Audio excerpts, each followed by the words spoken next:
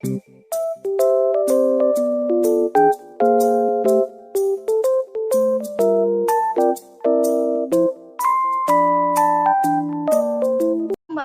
wabarakatuh.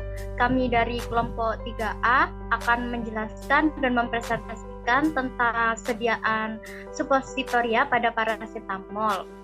Nah, pada presentasi kali ini kami beranggotakan 4 orang, yaitu saya sendiri, Pusama Salsabila dengan nomor NIM 160, dan teman saya Fakrel Anugrah Putra Pratama dengan NIM 151. Dan saya Ayu Fidayanti dengan NIM 156. Dan saya Rifka Juria Mahfum Saputriata Masyadi NIM 144. Oke, kita akan lanjut ke sub pembahasan yang akan kita bahas pada hari ini.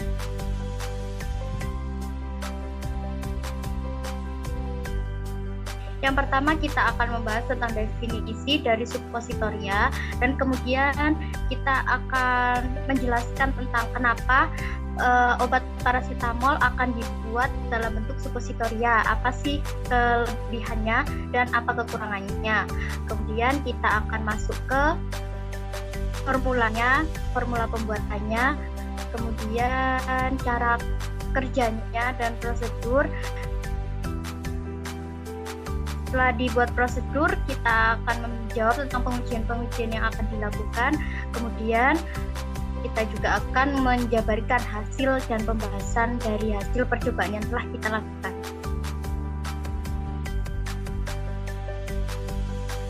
Oke, sebelum masuk ke dalam inti pembahasan, kita harus tahu dulu tentang definisi dari suppositoria tersebut dan definisi singkat mengenai obat parasetamol.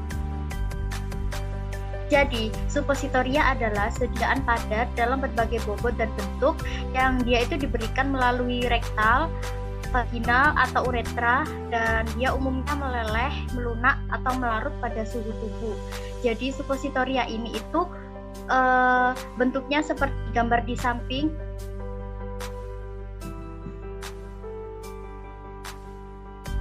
Nah, bentuknya seperti itu, jadi bentuk padat, dia memadat dengan bobot tertentu sesuai dengan cetakannya. Ya, dia itu diberikan melalui rektal.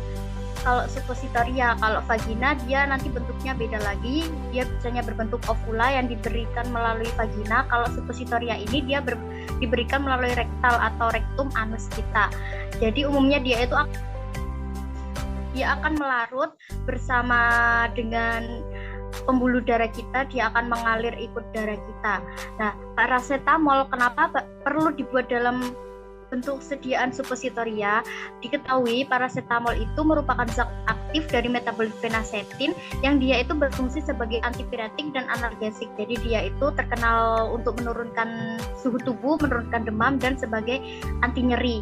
Dia lebih ke yang antipiretiknya untuk mengatasi nyeri, baik nyeri ringan ataupun nyeri sedang. Untuk lebih mudahnya dia dibuat dalam bentuk sediaan suppositoria. Nah, kenapa sih parasetamol itu perlu dibuat dalam bentuk sediaan suppositoria? Yang pertama, dia itu ditujukan untuk pasien yang kesulitan meminum atau menelan obat. Jadi kan kadang ada ya pasien yang dia itu sudah berlatih dan dilatih untuk menelan obat, tapi dia itu sulit meminum obat. Jadi kalau dia nggak bisa menelan obat, terpaksa harus diberikan melalui rektal atau anus. Kemudian pasien yang dalam keadaan mual muntah, dalam keadaan tertentu juga pemberiannya kalau nggak bisa melalui oral, dia harus diberikan melalui rektal.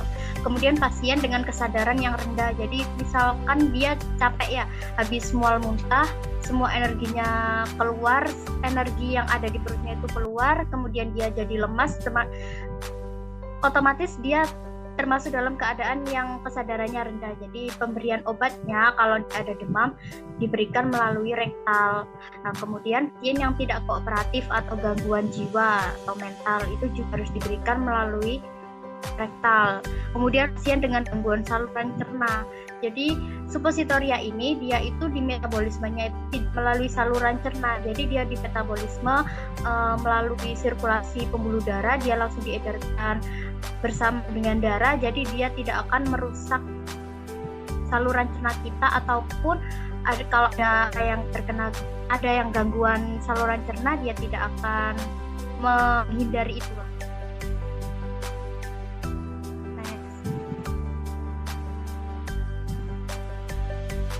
Nah, kenapa kita harus membuat sediaan suppositoria ini? Dalam sediaan paracetamol ada kelebihan dan kekurangannya. Yang pertama, kita kalau bahas kelebihannya terlebih dahulu.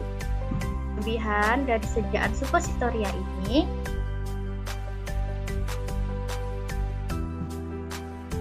kelebihan dari sediaan suppositoria ini, dia itu mudah digunakan bagi pasien yang tidak dapat menelan obat. Seperti yang sudah saya jelaskan tadi, ada beberapa orang yang sudah berlatih dan dilatih untuk menelan obat, tapi dia tuh nggak bisa. Jadi pemberiannya harus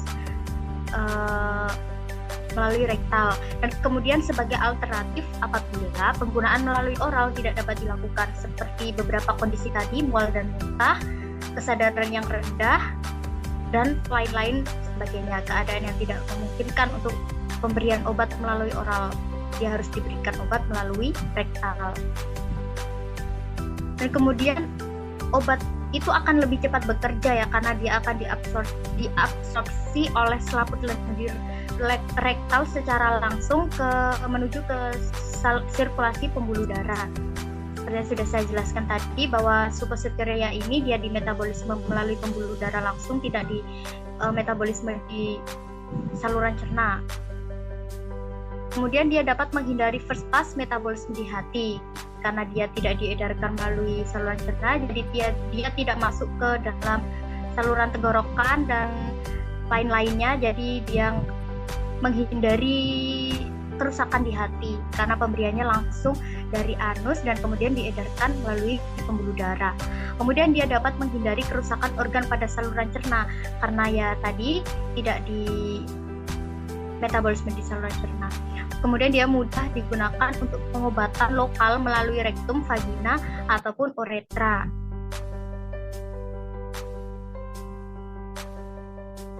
Kemudian kita menuju ke kekurangannya, karena setiap ada kelebihan pasti ada kekurangannya dalam setiap sediaan ya, karena nggak ada yang sempurna di dunia ini.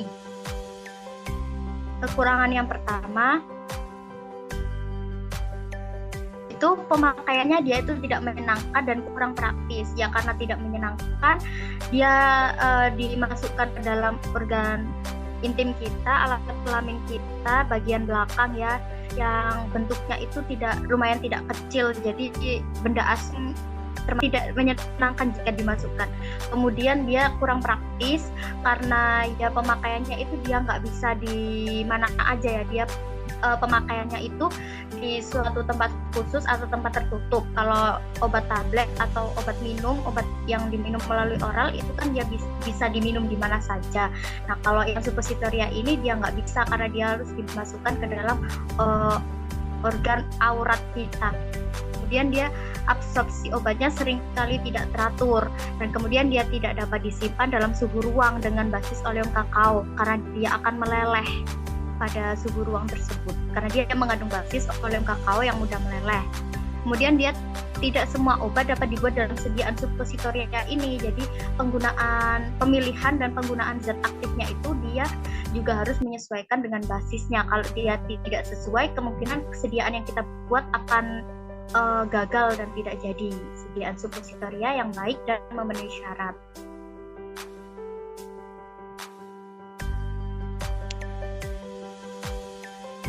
Masuk ke formula pembuatannya.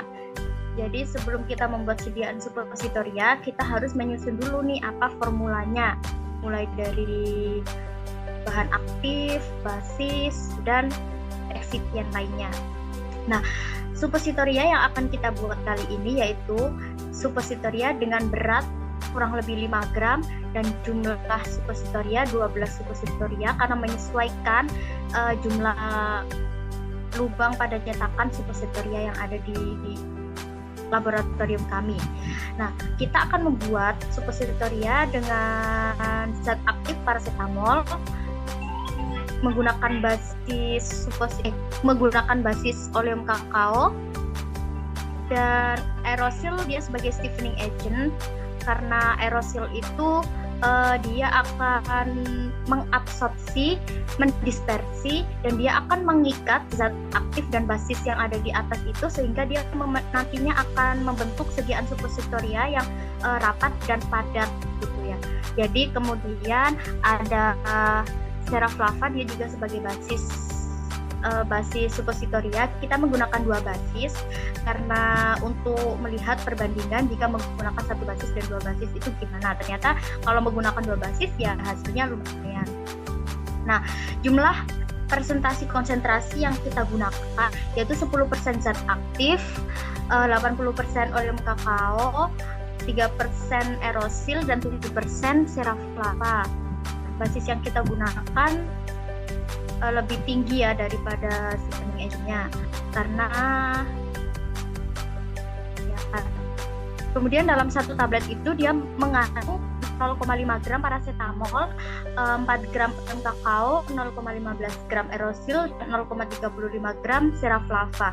Dan dalam sebatchnya itu dia nanti mengandung 6 gram paracetamol, 48 gram oleum kakao, 1,8 gram aerosil, dan 4,2 gram Seraflava. Jadi pemilihan formula ini sudah kita perhitungkan dan kita pertimbangkan dengan diskusi praformulasi bersama dosen praktikum kita, jadi hasilnya juga akan bagus nantinya. Kita lanjut ke prosedur.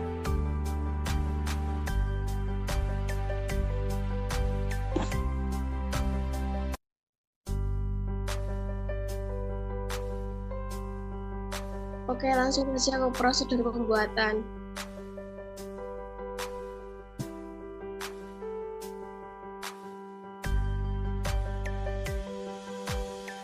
Seperti biasa, untuk yang pertama melakukan penimbangan bahan. Kemudian dilanjutkan untuk mencampurkan Seraflava, dilebur dengan menggunakan penangas air pada suhu 65 derajat. Nah, kenapa kok Seraflava itu lebur dengan suhu segitu? Emang karena memang Seraflava itu emang dari suhunya itu segitu. Nah, terus ini dilanjutkan dengan 1/3 oleum kakao dan diaduk sampai meleleh. Terus ada juga dicampur juga dengan paracetamol dan juga aerosil, dimasukkan cawan porselen yang hangat, dan juga ditambah 2/3 oleum kakao untuk diaduk sampai homogen. Lah, kenapa kok ada 1/3 dan juga 2/3? Yaitu karena untuk menghindari bentuk-bentuk kristal yang tidak stabil.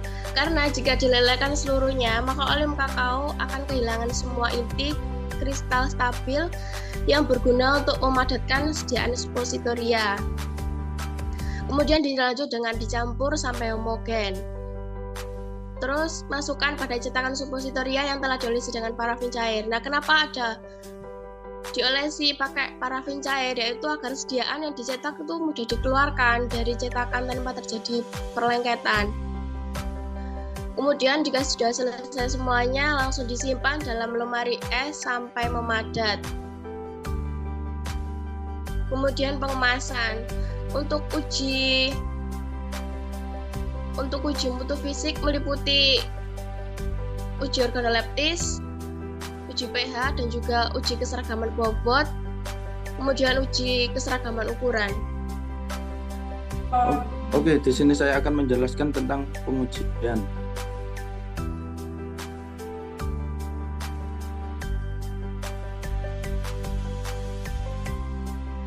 Oke, pengujian yang pertama ada uji organoleptis, uji pH, uji keseragaman bobot, dan uji keseragaman ukuran.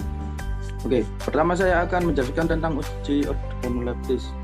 Uji organoleptis ini pertama diambil beberapa sampel, diamati, homogenitas warna, bentuk sediaan dan kondisi permukaan suppositoria. Uji pH, dicelupkan pH universal ke dalam sediaan yang masih cair. Untuk uji keseragaman bobot dilakukan untuk mengetahui apakah suppositoria yang dihasilkan memiliki bobot yang seragam. Dan diambil 10 suppositoria dan ditimbang, lalu dihitung bobot rata-rata dan persen definisinya.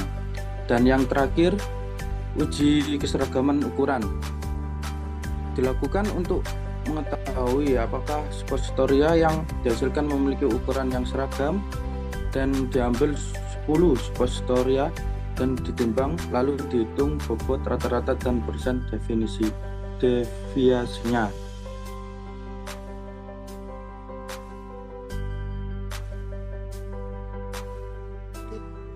Hasil dan pembahasan.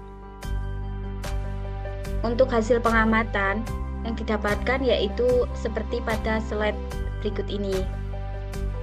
Untuk lebih lengkap atau lebih detailnya nanti akan dijelaskan dalam satu persatu pada slide berikutnya.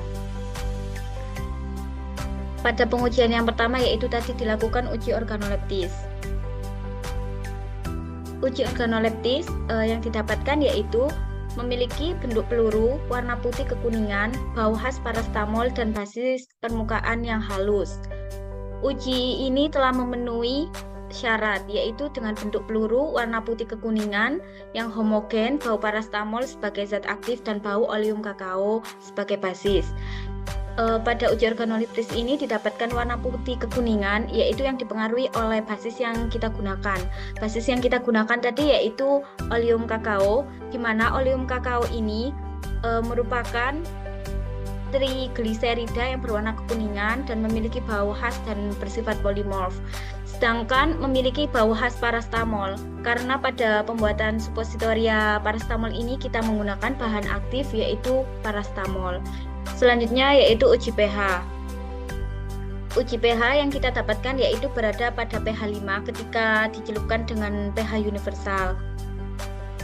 pH ini hasil yang didapatkan yaitu sesuai dengan pH organ anus yaitu kurang dari 7. Mengapa demikian? Karena pada pembuatan suppositoria ini basis yang kita gunakan yaitu oleum kakao ini mungkin bisa mengatur pH karena dia itu perlu dipanaskan dalam pembuatannya dan didinginkan di lemari es sehingga dapat mengontrol pH. Untuk uji yang selanjutnya yaitu uji keseragaman bobot. Uji keseragaman bobot yang diperoleh yaitu pada 5% menghasilkan 3,7939 gram, untuk yang 10% diperoleh 3,9746 gram. Hasil yang diperoleh pada uji keseragaman bobot ini telah memenuhi syarat, yaitu dengan syarat tidak 2 suppositoria yang lebih dari 5% dan tidak 1 suppositoria yang lebih dari 10%. Hal ini dikarenakan konsentrasi aerosil yang baik sehingga tidak mempengaruhi bobot suppositoria. Pada formula yang kita gunakan tadi, aerosil yang kita gunakan pada rentang 3%. Sedangkan aerosil memiliki rentang yang baik yaitu 1-20%. Aerosil pada formula ini berfungsi sebagai stiffening agent yang berfungsi sebagai bahan pengental atau pengeras di dalam formula sehingga memiliki keseragaman bobot yang sesuai.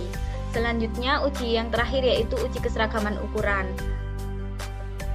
Uji keseragaman ukuran diperoleh dengan panjang 3,7338 cm dan untuk diameternya yaitu 1,212 cm.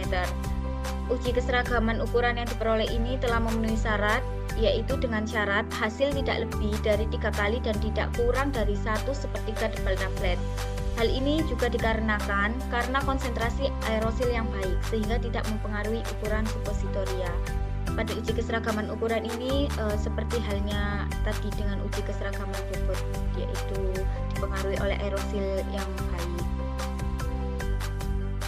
Oke, baik, sekian presentasi dan penjelasan dari kelompok kami, kelompok 3A S1 Farmasi mengenai pembuatan sediaan suppositoria dari paracetamol yang digunakan untuk mengatasi anti nyeri dan untuk menurunkan demam dalam bentuk sediaan suppositoria yang diberikan melalui rektal atau anus kita, yang kemudian dilakukan pengujian dan didapatkan hasil dan yang baik atas kesalahan dan kekurangan atau salah kata, terbelibetan dalam penjelasan dan lain-lain, mohon diberi maklum. Sekian dari kelompok kami. Wassalamualaikum warahmatullahi wabarakatuh.